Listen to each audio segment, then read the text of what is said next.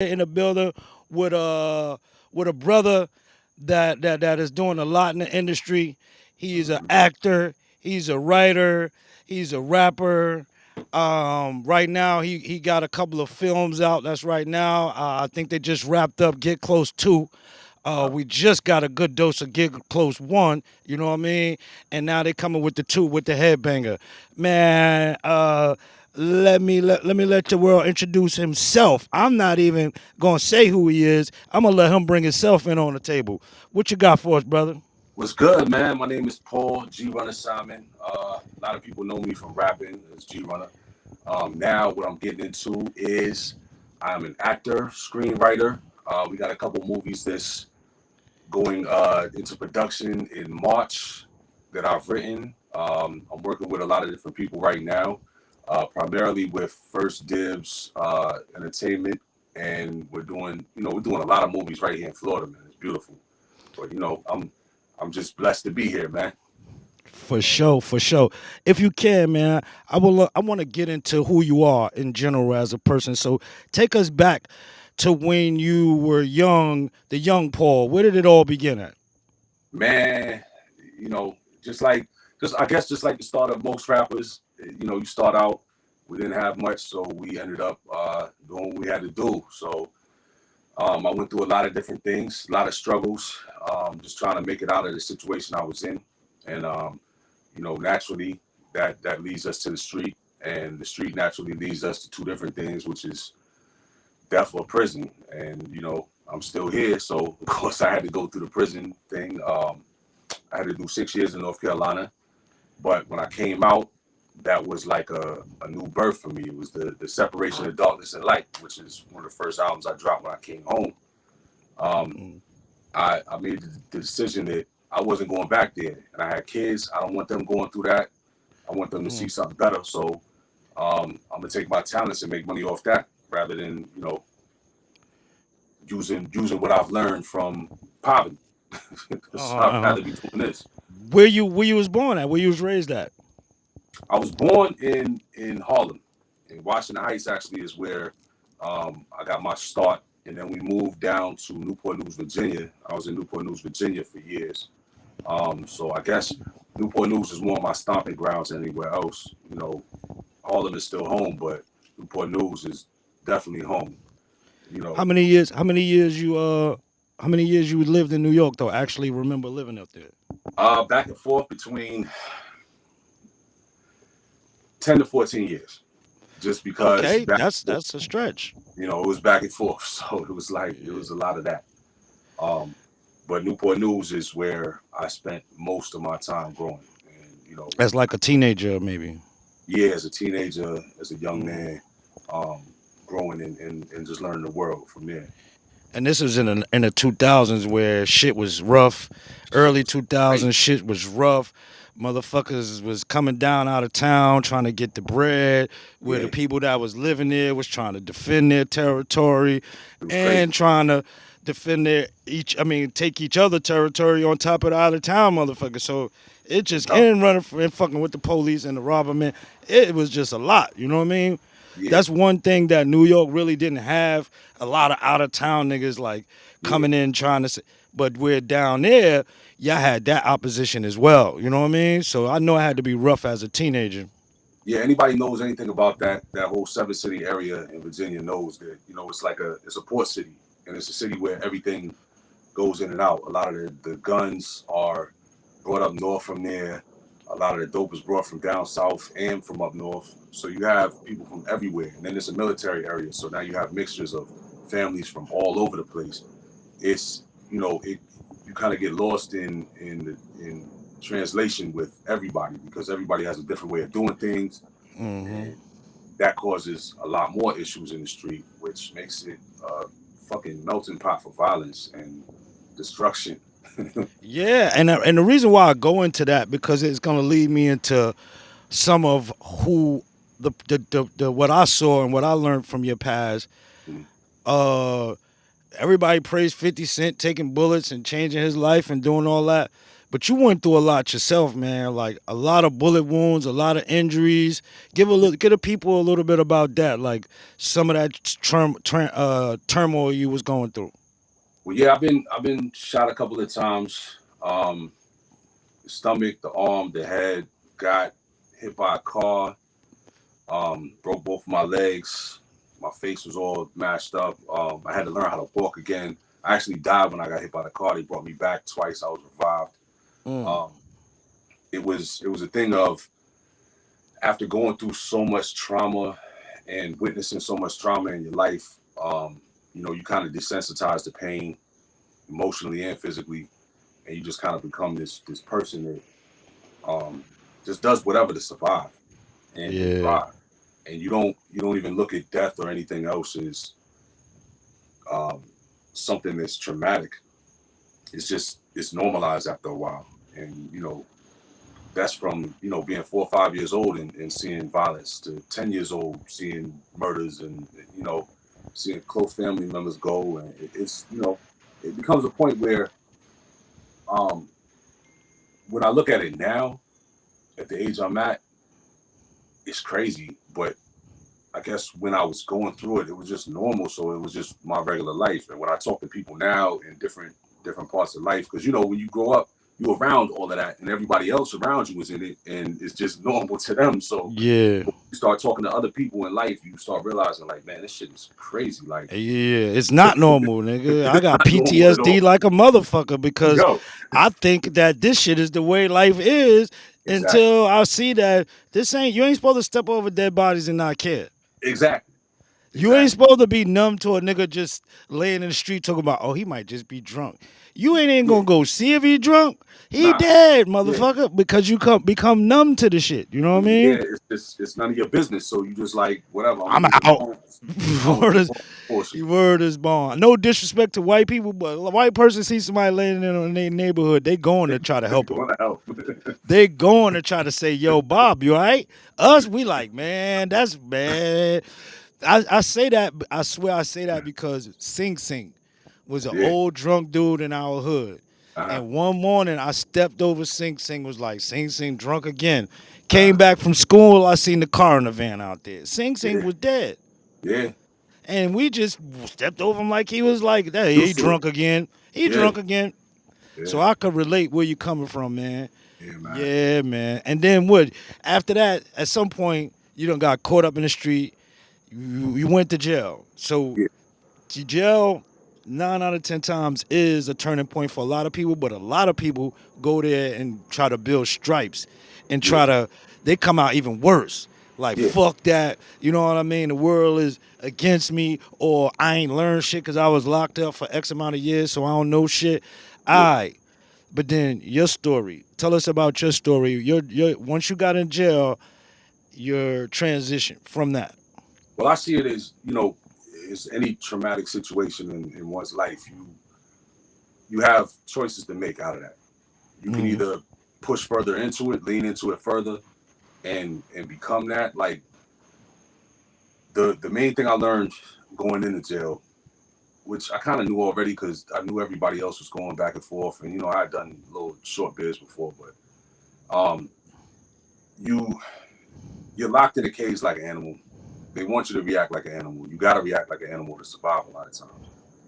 But you also have that choice. I think the first 3 years of my bid, I just fought, and I just did a lot of animalistic shit. I just did what I knew would make me survive, make me come out of this. But then after a while, it's like you get tired of that shit. And I was already, by the time I got locked up, I was already tired of being in the streets. I was tired of just dealing with all the same bullshit over and over. Because it was the same situation. No matter how much you make or whatever you do, whatever you achieve, it all could be taken away like that. Absolutely. So I knew when I actually got locked up, um, my son's mother got pregnant like right before I got locked up. So when I came out, Ah. he was already born. Mm-hmm. So then when I went actually into prison, my daughter was born while I was in there. So it's like I missed the birth of both of my kids because of this charge. Whoa. Point, I'm a father. I don't want my kids to be in that. And like right before that, I was dropping mixtapes. and I was serious about it, but I wasn't that serious. So it was Mm. like I was starting to gain traction, but it was one of those things where, if the money's there and I'm making the money doing this, then I'm not really focused how I need to be on this. But after becoming a father and sitting down for a while, you start to learn like, man, look, this shit can go left real quick, man. And I can not be in my kid's life forever. And while I was in there, it was an older dude that told me like, yo, if you got to this level in the game of the dope game, you can sell anything. You Uh can huh. run a Fortune 500 company if you got to this level. Like that's what people don't understand. You have to have that. You have that killer instinct. You have that mentality Yeah. of business just in general. You know how to Yeah. organize. You know how to organize people. You can do that Mm-hmm. same thing in a company, man. And I started Yes, just sir. really writing real heavy. Like I had time to myself to actually write and create and do more creative things with my writing and work on my style. So when I came home, that's what I was pushing. Mm. Prison You was was you was pushing music when you first came home. What year you yeah, came home? 2013, Okay. Okay. 2013. And I told myself, I was like, I'll never go back here. I'm never going back here. I gotta I gotta make it happen so I never go back here. I don't want to be poor, but I don't never want to go back here. So, I did whatever I had to do to make that happen. Hey, And even Upon itself. You know what's uh, interesting about that? what's I that? could guarantee. What's the most you think you made and saw on your run? In on what run? On your whole drug run during that time before going to jail. How much you think you in total made for your whole run? In total, just all together, All together for the from the time you said fuck that, my first motherfucking slab to my last slab. What was your total gross? You think? I mean, it had to be in 2 to 3 mil. Okay, Like now per day, what you think per day? per day, I guess it depends on the level of the game I was in. Some days you bring in $5,000 to $20,000. It all Okay, depends. okay, okay, Other okay. days when you was first starting, it'd be a couple $100. Got But you, got you, you know, got you. in those parts of the game, it was like, yeah, shit, you might as well be working at Walmart or McDonald's or something. Because you're not risking your life for a couple $100. It's crazy. Yeah. The reason why I asked you that, bro, because you was going into, you said how you more or less was like, fuck it, I ain't going back into that world. And the reason and why it hit so hard with me is because when I met you, we was getting $170 a day, some Yeah, shit like that, yeah, and we both was like, "Yo, we get real money. Y'all don't know I'm sacrificing big dollars to say, you yeah, know what, I don't want to get in trouble no more." yeah, But that's why I asked the question that you know how hard and much strong, how much discipline it took for you to say, damn, I know I could go out there and get those couple of millies right now. You know what I'm yeah, saying? Or I could yeah, go get this bag. And I watched you say, fuck that, man. I ain't doing it. That's why, yeah, but I never asked you, yo, how deep was you in the game? How much yeah, money you made? I never really got to that. But you see the sacrifice and how the dedication you put into that really was the real truth. Like you yeah, really was like, nah, I ain't doing shit. Cause that's the person I met. yeah, Was like, nah, bro, I done been there, done that. I ain't doing it no more. I'll fuck with these weirdos out here for a while. And I don't like doing this shit. This ain't me. yeah. And I'm about to be out of this bitch. I'm gonna stack my bread and I'm gonna go, but I'm gonna do this shit right now. You know what I mean? I mean, yeah, it's anything is about perseverance, man. Like if you stick to it, it's gonna work eventually. Like I I knew that when we were doing that, it was another step to what I needed to do. Mm-hmm. Even lessons that I learned from doing stage building and things of that nature, lighting and audio and stuff like that. That goes into what I'm doing now. I didn't think that I would be writing movies. I didn't think I was going to be an actor. At that point, I was just like, yo, even we did the Cane and Soda video. You was in Yeah. that shit. Yeah, And we yeah, did yeah. that.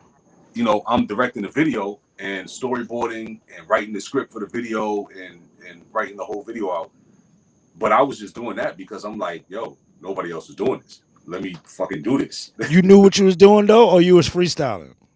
um, I was freestyling kind of, but I had already when I was 15 years old, I apprenticed with a guy, Doc Holliday, and he's done shit for everybody. Britney Spears, freaking to man, Blackstreet, Chauncey Black's studio was right next to his studio. So Mm-hmm. I apprenticed with them, and then I also apprenticed with Hung Low Studios, which had Chris Henderson there. He's the one that did uh, Happily Ever After for Case. He also did Blame It on the Alcohol for Jamie Foxx and T Pain and them. And I apprenticed with a lot of those guys where not only were they doing audio stuff, but they were doing video stuff within their studios. So I was learning little bits there and there, and Okay. then just researching what to do as far as, I didn't even know about storyboarding at all, but I kind of just like, all right, this is how I want my shit to look. So let me draw this shit out. And then later I learned, oh, this is storyboarding.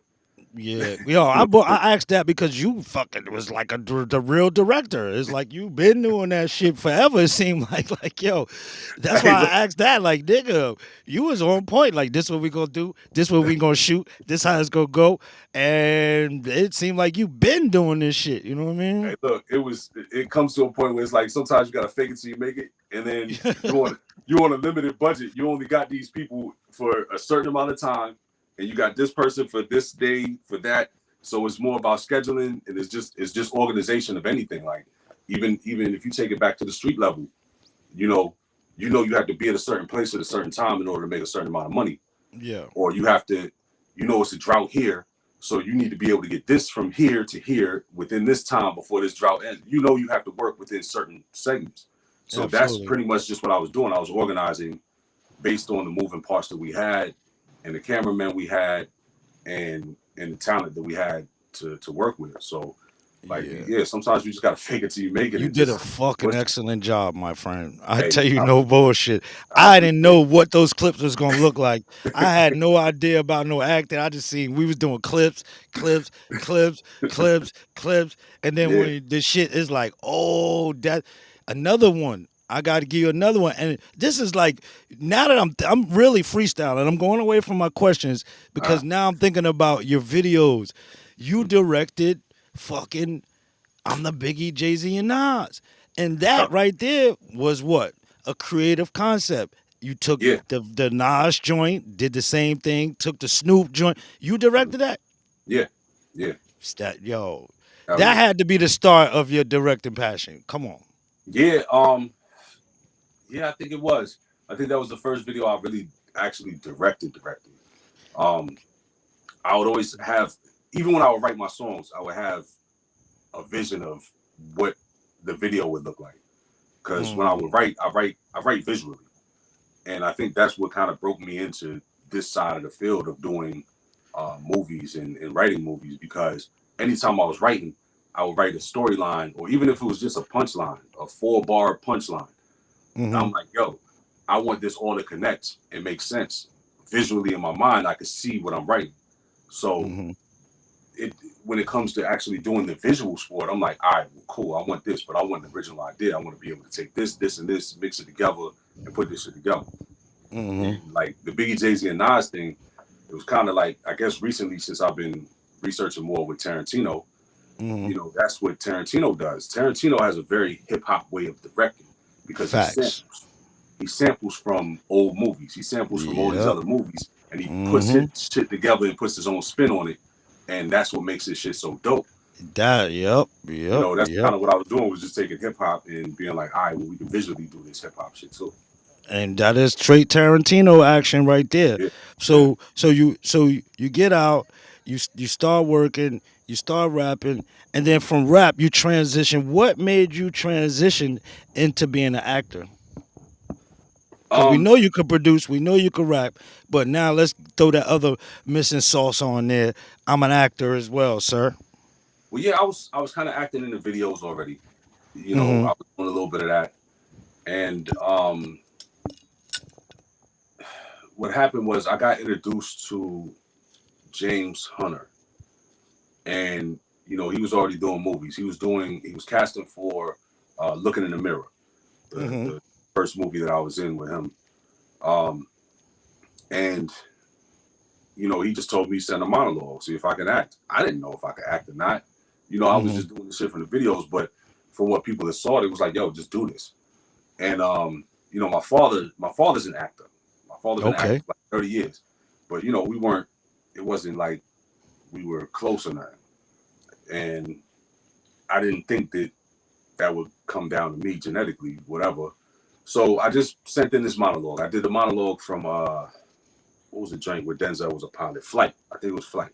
Okay. And you know, it was an emotional monologue where I'm like, you know, on the verge of crying and memorizing this 3 minute segment where I'm getting very emotional and giving the emotions. And so I sent him the monologue, and he's like, "Oh, nigga, you could act. I was just, you know, he was just looking for thug number one." You know what I'm saying? He was like, "Oh shit, you could act." So they gave me a bigger part. So the first part that I got in any movie was a speaking part, and it was, Okay. you know, Okay. an integral part of the movie. So from there, you know, he casted me in that one. I did a couple other things in New Orleans that didn't come out yet. I went and did. It was a part in a series for something called The Probe that hasn't came out because Nipsey Hussle was supposed to be in there, and then he got, you know, what happened to him. Which one was the one you was in jail with the orange suits on? That was The Probe. We did Okay. a couple Okay. Philly. And that ain't come out yet. No, not yet. It's a series, and that's got Dennis A. White in it, and he's, you know, Yeah. Yeah. Yeah. he's in a lot of shit too. A And lot of shit. A lot of what's shit. crazy is how everything comes 360. Where it's like I just wrote. There's a movie on Tubi called Scam City that he Hmm. stars in, and they had me write part two to that. So I just wrote Okay. part two to that. So like 360 comes around now. I'm writing for him. Oh, that's Like hard, you bro. know, That is hard. That is what. yeah, That's dope. Hey, so we going right now. We're gonna dive into a couple of questions, like real acting. Some questions about acting. Hopefully, we can motivate some people. okay, This segment right here of our this podcast will be brought to you and sponsored by Rollin Loud Miami. Rollin Loud Miami is a smoke shop, a clothing brand. They got the best CBD yeah, in the market. They got the best Delta 9 on the market. You will see the link down below. You can go become a member. They'll only take care of you if you are a member. So it's real simple. Go on their website, fill out a little form, and become a member of this company, man. I mean, they got the best smoke that you could think of. I'm smoking on some right now. I mean, you can't. I wish I could open up the bag and so you could smell what I smell. You know what I mean? I But smell it from here. Rolling Loud, man. Rolling Loud, one of our sponsors right now, and they will be sponsoring this segment, the interview part of our program. Oh yeah, go check out www.rollingloud.com. You will enjoy their Instagram feeds. Also, they're having a car show December 2nd in Homestead. You can get more information about that on their social media platform, Rolling Loud, at Rolling Loud on Instagram. So please feel free to go over there. If you're in Miami, go down there and check out the car show. And now we're back. Sir, Okay, Mr. G.Runna is in the building, y'all. We sir. got we got we got we got royalty in the building. That's all I can say. All right. So check it out, man. How do you approach preparing for a role? Um, I guess it depends. A lot of the roles I get are, you know, more gangster roles anyway. So you just kind of put yourself back in the mind state of where you was at. But I think as far as doing different roles, because they casted me for some other roles before while I was playing like a father, somebody that, you know, so I had more emotions in it. Um, I just with me, everybody's different. You know, there are method actors, there are people that, you know, could just read something and be like, boom, just get into it. I Yeah. just look into the emotions of whatever that character is, and I put myself in that mind state. I put myself in that place where um, acting and writing aren't too much different because once you envelop that character, you just become them for them. So if I have a character that's sad because let's say they had a very strong emotional connection to their dog, and then their dog dies, Okay. I just put that in my mind as okay. I might not have had an emotional connection to an animal that like that, but I have had emotional connections to people that I've lost. So Mm, this dog to that person was like my homie Junior or Low or somebody else that I lost and it was real close to me, or my homie Danny, and I'm like, it pulls that emotion out of me where I'm like, I remember the feeling of when I first found out the news that I lost him, Mm, and I remember just how it ate away at me, and I just make that dog those people, and got you. that's what takes me to that level. Um, it's acting is not really that hard of a thing to do. Like people put this grand thing on acting, but it's really just not paying attention to the camera. Okay. You So, did know, you ever have any professional like? Did you take acting classes at any point so thus far? nah, I haven't. I haven't. Never. Oh, that's Um, that's that's smooth. That's just practice and preparation. yeah, you know, that's it's a lot of things from the street too. Like if you if you came up in the street, you ever stood in front of a judge, you an actor. Oh hell yeah! You know what I'm saying? A nigga got to challenge all kind of different emotions in the motherfucking courthouse. Soon as nigga leave, be like, man, fuck y'all, I'm out. The boys ever pulled up on you and you was dirty and you was and you Turn had to to a whole nother white boy. Excuse me, hell sir. yeah. How are you, sir? I'm sorry, sir. You You ever acting hey, your ass even if you off. not been in the streets, if you went on a job interview and you from the hood or something like that, and you gotta turn into this person they want you to be at this job. You gotta do that. You know? Big It's facts, big facts, big facts. Hey, yo, give us a. We I don't think you has have gotten your breakthrough yet. Even though Hollywood is no bullshit, is bullshit, yeah. and you are a working actor. But Mm. give us a story about where you feel like, I boom, I'm my first joint or my second joint or my third joint. Now I'm here. I'm here. I'm comfortable. I'm in the building. What point you felt like that? Man, honestly, get close. Get Okay. close was get close was a game changer, man. Okay. And not only just from the acting standpoint or the part that I had that I played, because I'm playing right next to Jamal Willard, Gravy. And like I got to spend time and actually know the guy. So it's like more than just the acting. And I'm with Marquise Moore, who's on Snowfall and BMF and all of these shows, ATL. Who is We Gravy? People might not grow who Gravy is, sir. You let's Gravy, let's let's let's we got a couple of viewers in, and I really appreciate the viewers. I know Run appreciate the viewers. We really appreciate y'all supporting us, man. Salute. Yo, let them know who Gravy is. Gravy is matter of fact, he's on screen right now. But Gravy is the guy who's most famously known, I guess, for playing Biggie Smalls in the Notorious Hmm. movie, Yeah. but also known as the quote unquote, as far as Instagram calls him, the Denzel Washington of Tubi, because he's in everything. That man work harder than anybody else I know, man. That That nigga is guy the works. yo. No disrespect, but he is the Tubi king. Goddamn it, That yo. He is the that ain't no Tubi king. disrespect. If you know the check that man getting, that ain't no disrespect, bro. Yo, this nigga is the As far as Tubi king, that nigga is yo. killing. Yo, what people don't understand, it's a lot of jokes and about Tubi because there is some shitty movies on Tubi, and it's funny. Yo, niggas Yo, niggas say that like Tubi, you could just upload your own shit on Tubi. it's not that easy, but the thing is, like, it's a lot of jokes, and the memes is funny as hell. Like, I laugh my ass off about them, but like in reality, people don't realize that like you're making more money on Tubi than you would on Netflix or Hulu or any of that. Tubi pays the most. Tubi puts Oh us in a shit. position to actually make our money and push our brand further because they do the advertising.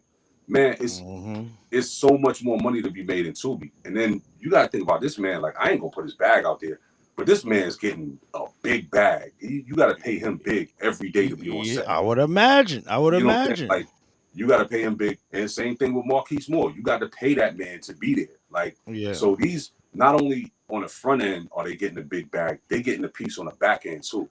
And Mm. on Tubi, people sitting in their house and just watching it, and Tubi will just keep playing movies, keep playing movies. So your movie might get played 2, 3 times within a week, just in somebody's house. And it's like that check from Tubi is so crazy. It's better than actually like everybody's like, oh well, you know, you want to be in these big Hollywood movies and No, you blockbusters. don't. No, That's you don't. cool.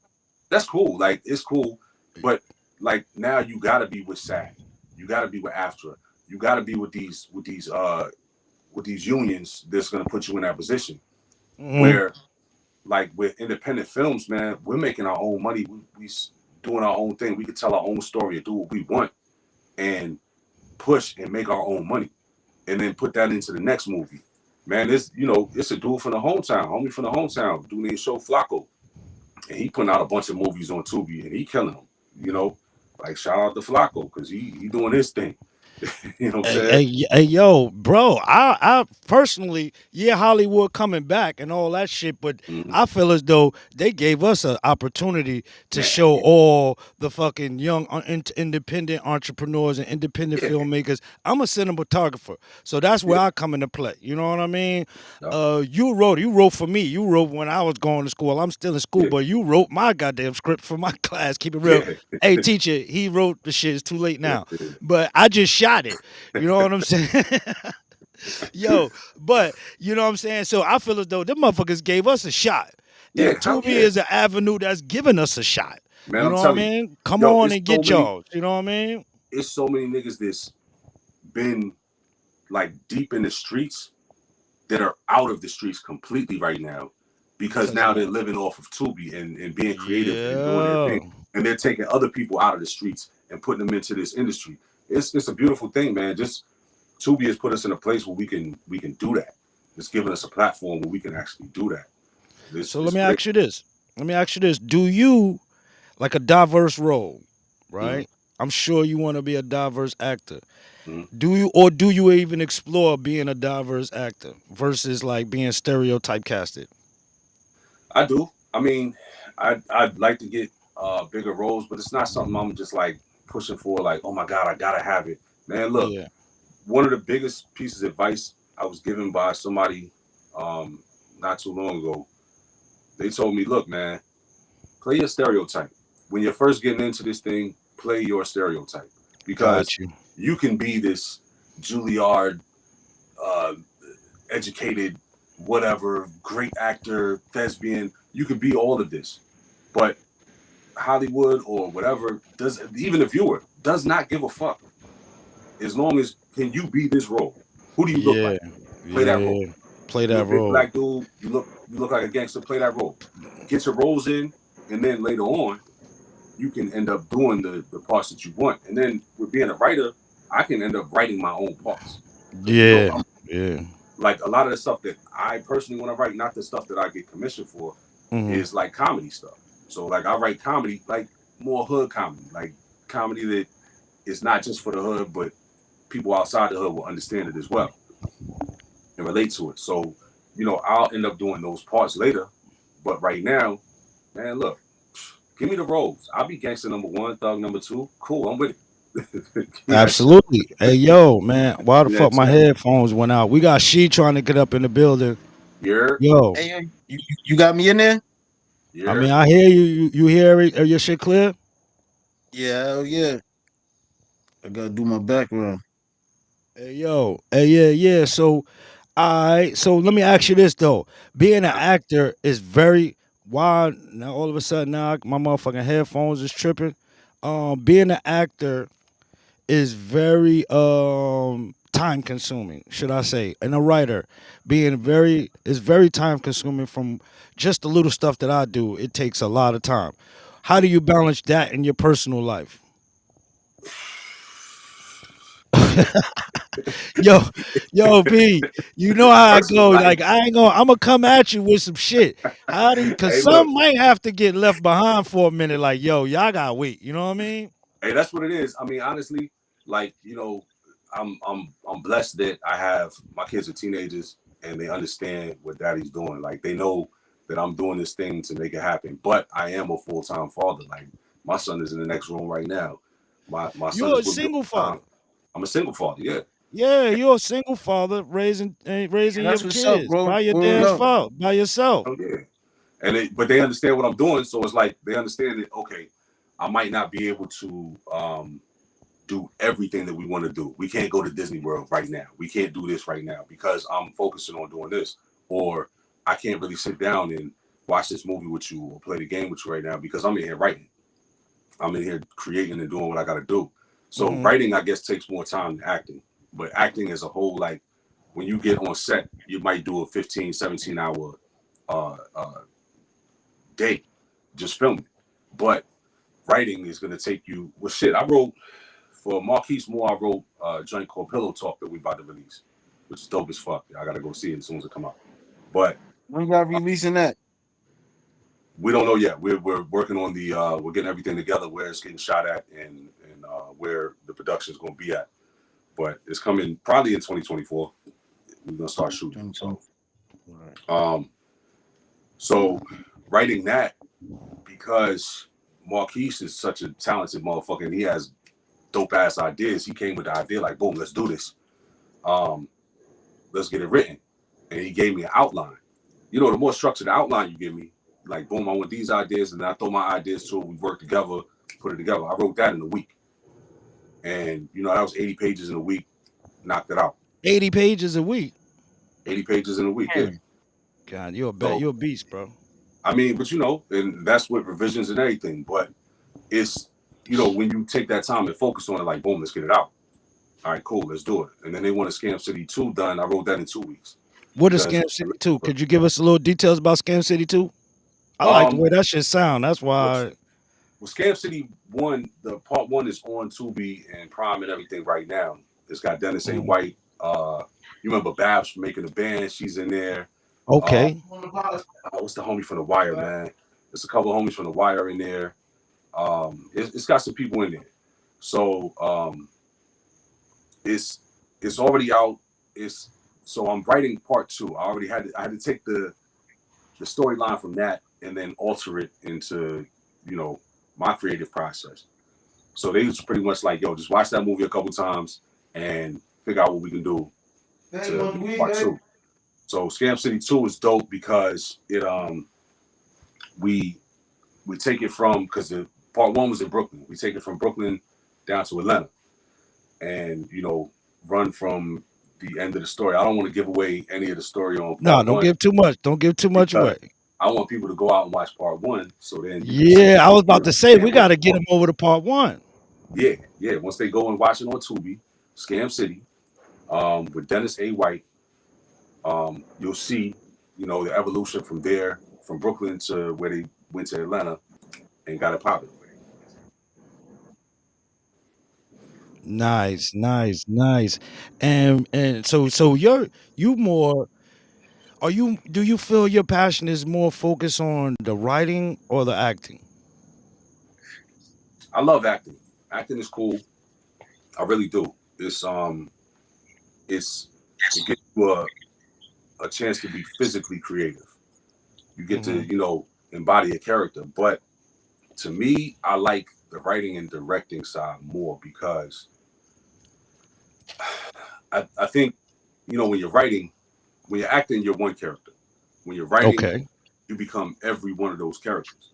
So you're not just having a conversation with yourself. You know, if you have uh, Charles and Kimmy, so now you got to become Charles, and you got to know how Kimmy's going to react. Kimmy's Hmm. going to Yeah. react a certain way to what Charles said because Kimmy grew up this way, or she's dealt with these things. So now you have to embody like everything she's been through and everything Charles been through. So now it's like you're talking to each other based on how they grew up, what they've been through, the resentments they have towards each other from past things, and what was said and how they react to it. How would they react to it? Is this person a weak person? Is this person an aggressive person? Is this a person that takes situations and makes shit funny for no reason? You know, it's with writing, you have to be every character that you wrote in that script Hmm. and figure out how to make it work. Whereas with acting, it's like, all right, I'm Charles. This is who I am. I'm gonna be that and physically put it Got out. you. You know, that's kind of For why I like sure. writing. That's why you like writing. I understand. I get it. I get it for sure. Hey, I want to show the people. We this before I go, I got one more question. Yeah. Sheet, I'm sure you got some questions, but I got one more question. Discuss with the people one of the challenges you encountered thus far becoming a new actor. Um, I think And really if the you can, give me a story behind it. the only challenge I've got is, you know, just getting the same roles. I haven't. It's it kind of sucks because it's boring to say that. Like I haven't really had too many challenges with it. Like other than it just being long days or Mm. like because I'm not like I'll put out for roles. I haven't really been denied for a role yet. I haven't had that same story with a lot of actors where they're like, man, I got denied 100 times, and like it's just kind of working for me. You know what I'm saying? Nice, It's nice, because I nice. guess because I never expected to do this, so I'm one of those people that just follows the path. Like I went from being in the streets to being a rapper to like okay, going from being a rapper to being a manager and a rapper and owning a label. Then it just kind of was like I was directing my videos. I went that way, and from doing that, I ended up being an actor. And now going from that to being a rapper, I just follow the path, and it's working. Got you. You know? Absolutely. Ain't nothing wrong with that. Ain't nothing wrong with that. That's how. Hey, that's you walking your journey. You walking your journey and following your path for sure. You know what I Yeah. mean? Word up. You Do I definitely look got dark to you guys? Do I need to brighten this light up? nah, you good, You bro. good? Yeah, you good. All right, cool. Hey yo, what's your future? What's your future goals? What you got planned for your future? At the end of the day, what's your? And then I give it like this: what's your 5 year plan in regards to your career? Within 5 years, I want to have because right now I'm being commissioned to write movies. I want to have at least 3 or 4 of my movies that I've written, just my personal movies, um, out there, already produced, already making money, doing what they do. But Hmm. I want to be able to at least by 5 years from now direct my first thing that I've written and A feature start. film? You mean like a feature Yeah, film? yeah, Okay, feature film, okay. and and at least start opening my company for production or working with because I really do like working with James Hunter Dibs. So at least getting a bigger role within that company or opening my company within 5 years. Because ultimately I want to have that whole Tyler Perry Studios thing. Got you. You Nice, feel me? nice. Hey, Ultimately. Hey, Ray, check. Go ahead, bro. look, I got a question for you, Ray. Uh-huh. Who is some of the people that you want to work with first versus the people you feel as I could get around to working with them? All right. Well, as far as directors, like right now, the two directors that I have to work with before my career is over is Quentin Tarantino and, Sheesh. of course, I mean, why not? And then Of course. Shit. What? Then who Boots who is the Riley. second one? Boots Riley. Boots Riley is a dope ass producer. Boots Riley did I'm a Virgo, and he also did a joint called Sorry to Bother You. He started as Yeah. a rapper as well and became a writer and director. And he's a beast, man. If you haven't seen those movies, you gotta go see them. And I believe he did Who Cloned Tyrone. It's his style, so I feel like he did that too. Um, Bruce Riley he's a monster. As far as actors, um, Lakeith Stanfield, I think that's how you say his name. I want to work with him. Um,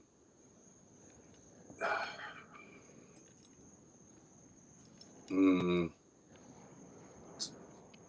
yeah, there's a couple people like there's not too many people I would say I wouldn't work with. Like You don't want to leave nobody out. yeah, because it's a lot of people, man. It's a lot of people that I would like to work with. I got my list of favorite actors that it's like, all right, cool, I would love to work with them. But it's not people I would be like, man, I want to work with you, man. Look, even if it's somebody I don't fuck with, I'll be like, man, that check there, For that check real. Let me get there. the check. What we gonna do? Hey, so if if I have you ever wrote comedies? Yeah, I'm actually writing a comedy right now. I so tapping into that, right? Hmm. When you write your comedy, right? Do you write them off comedians like a comedian style, like a Richard Pryor, the what's the old school pimp, the funny nigga, Oh, him. Cat Williams or no, Rudy Raymore. Not Cat. He played in he old school, or he played in I'm Gonna Get You Sucker. Remember when he Oh, came out Oh of jail? yeah, oh, motherfucking the Wayne's Yeah, brother. I know you're talking about though. he was Wayne's brother. Antonio The Yeah. old Fargas. nigga. Antonio Fargas. That's him. Yeah. Hmm. That's him. Like those is like natural. Like, see, because when I think about comedy, like Uh, I go to them first. yeah. Like them the motherfuckers that actually made me want to be funny. Yeah. Like, know what I mean? Like they just say shit and other motherfuckers be looking like, yo, man, what the fuck? But I'm Yeah. the only one laughing. I find humor in it. So it's like I kind of figure like shit like that. So I just kind of feel like if somebody was making a comedy, Mm. they would kind of like base it off how you say it, a comedic actor, Yeah. See, that's basically type shit. like when I'm writing. Matter of fact, I'm writing the joint that you and me came up with the idea for the church joint. You know. Oh, church. Oh, Yes, sir. yeah. Church. Yeah. It's a look. We're gonna talk about Church. that. I was telling them about church. I Yeah. said church is gonna be some shit. We're gonna talk about that later. We're gonna get But them old ladies right. but all right. So what? Like, Well, y'all trying to use them old ladies to sell some pussy on the corner. oh yeah. Hmm. Hmm. Absolutely. So nah. So I when I write things like that, like comedy, yes, I have like a comedian in mind. But you might when it comes to casting, because you got a different casting director that's gonna pick different people.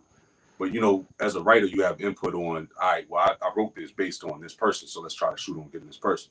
So I write from their comedic standpoint, but what I write in the script is not in concrete because they're comedians. Like that's what they're good at. Yeah, So I want them yeah, they gonna go out there and act it out a whole nother way. exactly. I want them to put their spin on it and do what they do. Like I would say it this way: you get the general gist of what we're saying in this scene. Play it how you would play it. Like I'm not that writer that's being like, no, stick to the script. I want you to do this, or directing. I want you to do it exactly this way. Nah, I want you to get up there and improv. I want you to do your thing because that's what you're good at doing. So, Mhm. like, I'll write it for particular comedians in their style. But if they want to stick to that script, then cool. But if you want to take it and go left with it, then cool. That's what I'm with. I just want it to be the best project possible. I still get the credit for writing Right, it. right, For right. sure. For sure.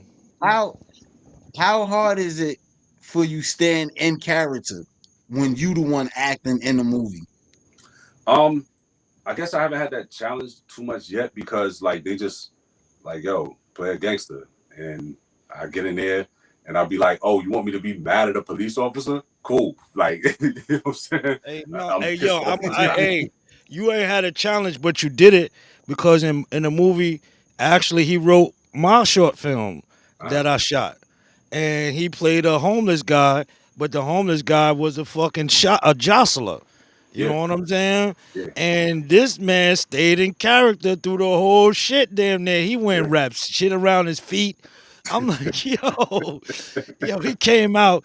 He went in and came out with shit. I was like, damn, I ain't know he was gonna do a lot. And then even when the acting time came, you could see he was committed to being that motherfucking nigga on the corner, that homeless dude. You know what I mean? yeah, yeah. Which it He's ain't have nothing to do with no gangster shit. It was straight. I'm gonna play this true, homeless character true. and switch my whole identity up. You know what I Yeah. mean? You And know, I seen it for myself. Like, what the fuck? I got that vaccine videos. Like, God, you yeah. yo, what the fuck?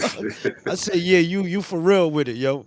The It's way one of his those whole things where, face, and even then when we did our scenes, you could uh, tell I was just fighting off him. Like, oh, he keep doing the same thing over and over again. yeah, He know how to like stick to this character. You know what I'm mm, saying? No matter, we did that shit about 10 times. One time on one corner, and yeah, every time it was the same thing. And I started picking it up. Like, okay, you yeah, gotta stick to the script and commit to that shit. You know what I'm saying? yeah. Just you be Yeah, that person. Like, that could be who he naturally is, and like his inner self. Know what I mean, He that said could it be in who he himself. really God is. damn. Nah, for real. it's Like, yo, nah, I'm it's sick. Some people like Kevin Hart. Like yeah, you see how he act funny in movies, but you see that nigga in real life, and he with the gangsters. That nigga be the same way. yeah. But see, that's the thing. Like, you could. I mean, It's just being a student of life in general, man. Like when you grow up in the hood, you're gonna meet bums. You're gonna meet. Well, I don't mean to call them bums. houseless people. You're gonna meet people Yeah, that yeah, yeah, that yeah. are Let's get house politically correct. We brothers. all on YouTube, guys, so Real we shit, gotta. man. We do not want to So, get smacked across the head this early in the game. hey, look, I'm trying to don't cancel me, but Don't cancel me yet, don't man. cancel me yet. I ain't done shit. But Answer to something, not me. so nah. So you're gonna Fact. meet people. You're gonna meet the drug addicts, the sex workers. You're gonna meet all of these people. So it's like naturally just coming up and being around them and having these people be real close to you and your family, or just people that you observe since you was a kid growing up. You pick up certain things. Humans in general pick up certain things from just their environment, like the way you talk, your accent, or anything else comes from just your environment and picking up things and growing and learning. The thing with acting is just knowing how to take that and be like, all right, well, this person talked this way and did this way. I know how they act in this situation, so let me just act like how they would act, be who they are, and just Hey, embody that shit. I ain't gonna hold you. Fool came to me one time. He asked me, did I want to play a crackhead? The first thing I thought about was my Uncle Jeffrey. Yeah, Word up. Fool know Jeff. He yeah, know that's the Yeah, Uncle thing. Jeff. yeah, I know, Jeff. That And you nigga know, get hired in Boston rent. I'm no, telling you. Yeah, I know, Jeff. yo, but that's the thing. You Straight. know that person personally, and you know them other than just them getting hot. You know that inner person. That's your family. You see what I'm saying? So it's like Yeah. you know more than just like, hey, I want to rock or I want to do this. It's like, all right, no, I know this person. So you can emulate that person because you know them on a larger scale than what everybody else does. Yeah. Absolutely, I agree. Hey, so let's get right into this. We got into segment three. We're about to close this out. Segment three is also, fortunately, guys, brought to us by Rollin Loud once again. Rollin Loud, the premium CBD brand here located in Miami. The links will be below where you can go become a member of their group. That's the only way they allow you to purchase off them. You go to their website, you fill out a little bit of information. After that, you be locked in. December 2nd, they're having a car show down in Homestead. Go check out their social media platform to get more information about that. That's at Rolling Loud Miami. Check them out. Not Rolling Loud, the stage show, but at Rolling Loud Miami. They all connected. We all are family. If you know the Rolling Loud show, we all know the Rolling Loud show. Sure. There's a big, you know what I'm saying? They doing their thing, and I'm proud to be part of their team. So go check out Rolling Loud, specifically Rolling Loud Miami once again. All right, right now we wanted to get into what they on. What they on? I'm about to show the people a little bit of a clip of my brother doing his thing in this movie. Check it out, y'all.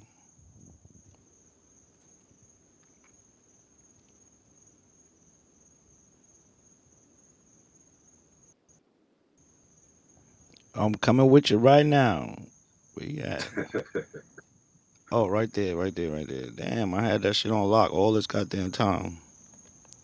Here we go. Showtime, player.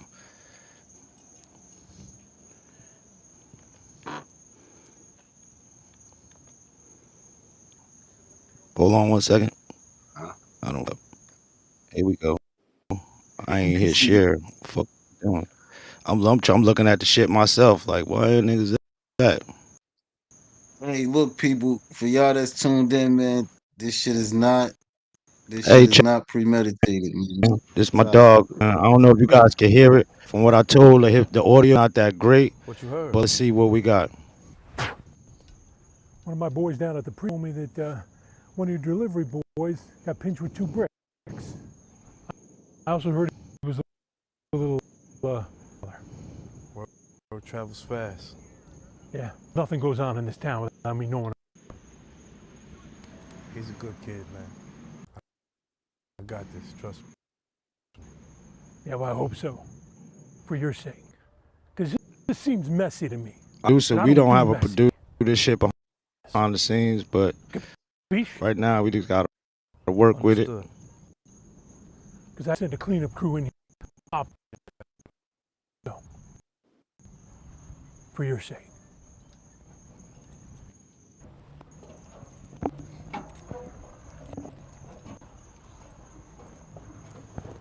Hey, look, right on that Yo, give scene me the right word. I'll there. put a bullet in his fat face.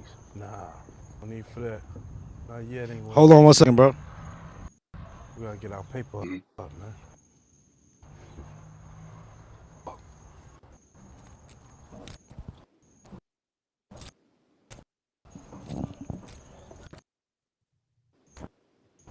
Nah,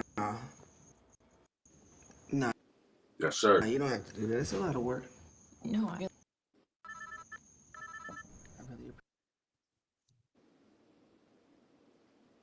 Yes, sir. Hey, look. So on that scene right there, right? Uh-huh. Why, why y'all? Why? Like, what was the reason for y'all not to write it in there to shoot them right there on the scene? Well, I didn't write that. So I guess pretty much if looking from a writer standpoint, because it has to add on to the story.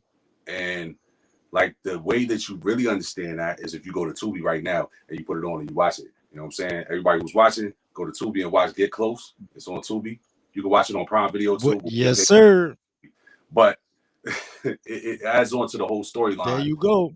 while we in that position. So, you know, yeah, we could shoot it out with them right then, but that would cause a whole different thing in the story. Hey, yo, it absolutely would. It absolutely would change everything. You know what I mean? Yeah, it could have changed Because the. the storyline, then you'll understand a little bit more of why that was shot that way. Mm-hmm. So, like the brother said, go over there and check it out, and you will get a full understanding on what's taking place.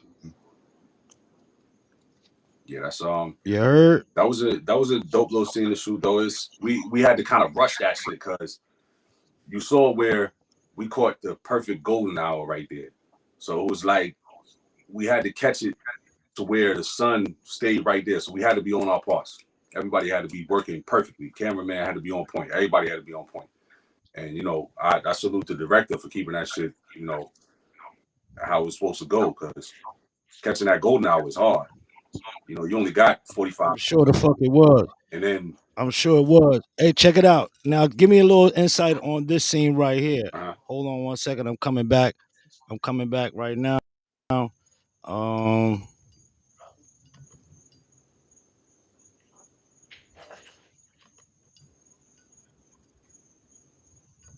hey, I appreciate the viewer that's viewing. Really appreciate your time. Eventually, we're gonna have 100,000 people on here. Believe me when I tell you this. oh, no doubt, no doubt. You know what I mean? So let's walk through this scene right here. Uh-huh.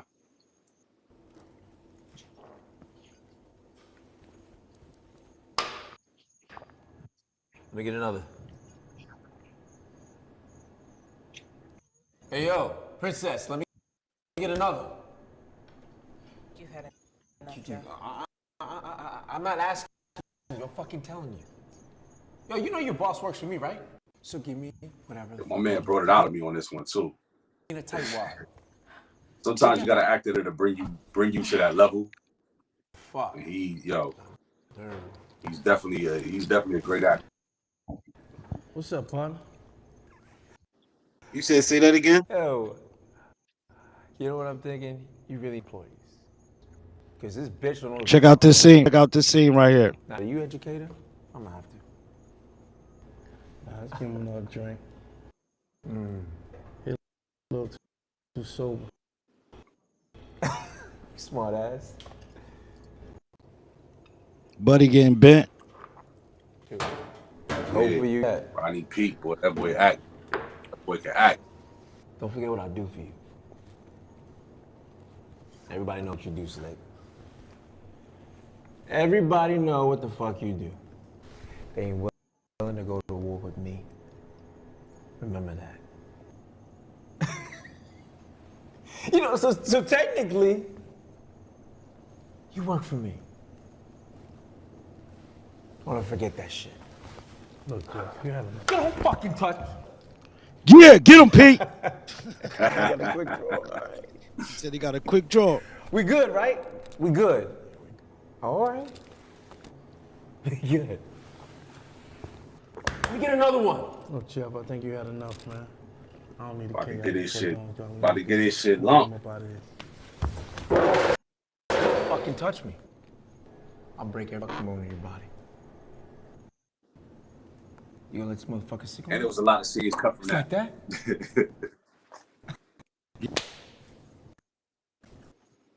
All right. Yeah, how it goes down, play. Yeah.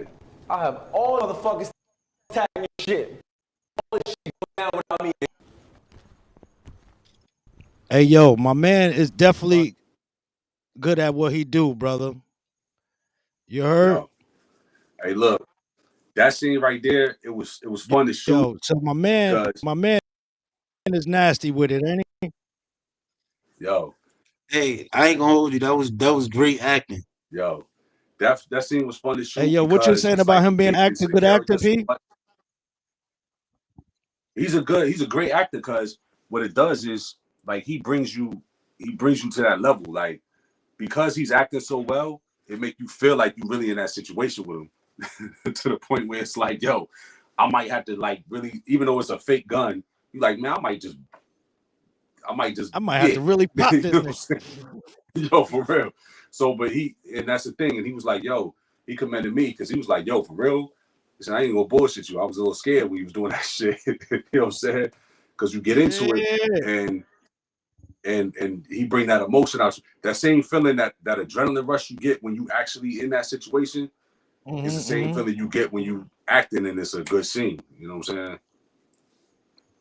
That was because you had the channel, you could have came in there that day like on some happy go lucky shit and Yeah. or some hey hugging kumbaya shit and then channel the gangster part just when the scene about to take place like nigga you know what I do to Oh you yeah. because Now now we I'm was, going into a whole different acting mode, you know what I mean? and that's the wild shit because that day we was all joking and laughing and doing shit See like what that. I'm saying? Yeah. Exactly. Like you might have been like just chilling, and then when the camera come on, like Oh, the what camera cut on is motherfucker, different. you done turn Yeah. right into a whole different person. You know what I mean? Yeah. Now I'm diligent when the camera come on. We gotta do it. Go right back into that character. Word up, You know. real shit. So that's what they on, man. That's what he on right now. He is on his acting mission. We Sir. we here to show the people what you want, what Yes, sir. type of moves you making out here in this game. We loving to see young black brothers do their thing out here and it just don't stop. It's like it's showtime. So if you can, on a closeout tip, Mhm. you know, give us a little bit of what you got planned in the future. Give us some of your future projects, and also give us your social media platform and things of that nature, so we could get up out of here. Okay. So what's coming up next? You can They're come about through. to start production on Scam City 2, I believe in March. So by probably the You end can go of through. 2024, we'll have Scam City 2 coming out. I just wrote another movie for Marquise Moore called Pillow Talk, and we're trying to work on the particulars of that. There's a couple other things I can't talk about right now because of NDAs, but I got some series that I'm writing right now for some big people, and I'm working with Gravy on a couple different things. Shout out to Nice. James Hunter and First Dib Productions because they shooting mad movies right here in Florida. So if you're an actor, actress, comedian, you do anything in the movies, man, this is a black owned company that is doing it right now. Doing, man, 10, 15 movies Nice. in a year, Nice. easy. So, if anybody want to get How do at you me or if contact you're them an if they actor, want to get into it? How do they contact them? I believe it's First Dibs uh 375 on Instagram. But what you could do, honestly, just reach out OG underscore G_Runna and reach out to me. I talk to people and anything you got your monologues, your headshots, send them to me. If you serious, I can get you in there. Absolutely. That's what I'm talking about. And that was going to be my next thing. What's your social media platform? What do you want people to come check you out? We also want to get them over to Tubi. So let them know how to get over there to Tubi and how to get on that Get Close, even though it is on YouTube too. Which one? Both of them. We need them to go see both of them. I mean, yeah, they can watch it on YouTube. They can watch it on Tubi. Like, go to Tubi because it's gonna pay us more if that's what you want Okay, to do. okay, okay, okay, You know what I'm saying? Go to okay. Tubi because we get a little bit bigger check off that. Um, so and the Tubi numbers Get Close was the number one movie for like 4 months. So you know we wanted to be number one again. Fuck it, and then we're gonna do part two. Nice. That'll run up number one as well. So go on Tubi and watch Absolutely. that, man. That's the best thing to do. It's free. It's free. It ain't cost you nothing but watching some commercials. Yes, sir. And you supporting the movement. Exactly. You supporting the movement. Young black brother doing his thing. You supporting the movement, which should be bigger than anything like supporting a brother doing his thing that's trying to make a play like that. You know what I No mean? doubt. Because No doubt. we need more. We need you more, and you setting the paving the way. Like if you had Exactly. some advice for a young dude, give me matter of fact before I get out of here, you an OG. Give me advice at this acting thing for somebody that's coming in right now. What would you tell him? Bottom line, just don't doubt yourself. Don't worry. The second you stop giving a fuck what anybody else thinks or how, that is the second that you start moving to what served to be in this world. Like if I Yeah, cared what people thought, it's like I wouldn't be able to get on screen and do this. Like that's the main thing that's separating able to act or do anything. Because people get in front of that camera and hold my hands right. Am I doing this? Am I think, man, fuck what anybody else think. Just do your thing. Whatever your thing is. It might not be wow, acting. If it's doing set design and focus on that and put time into it and don't worry about failing and, and don't worry about how long it's gonna take. It's gonna take as long as it takes for you to make it. Just keep pushing at it. facts, man. Truly appreciate it, man. For all y'all young guys out there, up and coming actors, actresses, you heard what the man said. Just let the wings fly. You know, and I feel Yeah, like that the same with podcasting too, because I meet a lot of people that be scared. Behind the scenes, they talk a hell of shit, get scared as hell to get on camera for 30 minutes. You know what I mean? And yeah, that's a fear that they gotta break the fear and do that exactly what you said. I don't give a fuck. Fuck it. Whatever happens, happens. yeah. So now we getting ready to get up out of here, man. We show what they on. We show what you're doing. We show the love you got for the community and what you're giving back to our culture, and it's truly appreciated on this side of the field. You know what I mean? And I hope much blessings to you, much blessings to your family, everybody that's supporting your movement. Yo, shout out to motherfucking Raw Enterprise. You know what I mean? Ain't nothing like the Welcome. Raw. You need to know. You need to understand, ain't nothing like the raw. Y'all see it. Y'all see it. Y'all see it right there. What? Stop playing, man. We in there. Give them your social media, and then we gone, bro. G_G_Runner. Man, look, I definitely appreciate being a part of this, man. Have me back. I'll come back and chop it up with y'all, man, for real. Absolutely. This year you got a home here, man. Anytime you got something to promote, anything you want to get on, yo, come on over here. This your home over here. You can make it happen. You know what I mean? I got Shit, you got any closing words, my brother? Nah, man, I ain't got no closing words right now, man. You sure? What they Sure, on, bro. bro? What they on, bro? Hey, what they going for? yo, yo, I'm a holler, man. We appreciate the support. Salute, and we gone. Peace. saying, I appreciate